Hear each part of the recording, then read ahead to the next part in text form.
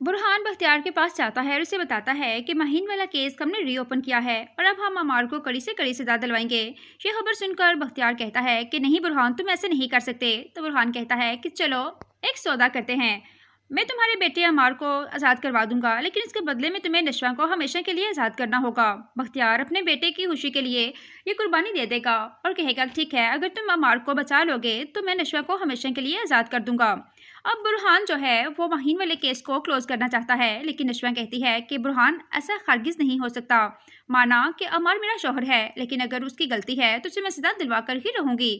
کیا آپ کو لگتا ہے کہ عمار انوسینٹ ہے؟ تو ایسا ہرگز نہیں ہے۔ برہان پوری کوشش کر رہا ہے کہ وہ عمار کے حق میں کیس لڑے، لیکن نشوہ عمار کے خلاف کیس لڑ رہی ہے۔ اور ناظرین، آپ دیکھیں گے کہ عمار کے خلاف نشوہ جیت جائے گی اور عمار کو کڑی سے کڑی سزا ہو جائے گی۔ برہان چونکہ عمار کے حق میں کیس لڑ رہا تھا، لیکن نشوہ کے پاس عمار کے خلاف بے شمار ثبوت تھے، اس لیے عمار کو عمر قید ہو جائے گی۔ نشوہ نے عمار سے خلا کے پیپر بھی عدالت میں درج کروا دیے تھے۔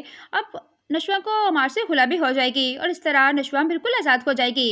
عدالت یہ فیصلہ بھی کرتی ہے کہ نشوہ اور اس کی ماں کے حصے کی ساری پراپرٹی ان کو واپس کی جائے، اور ان کو اگر کسی بھی قسم کی کوئی تکلیف دی جائے گی تو بختیار کو سخت سزا دی جائے گی۔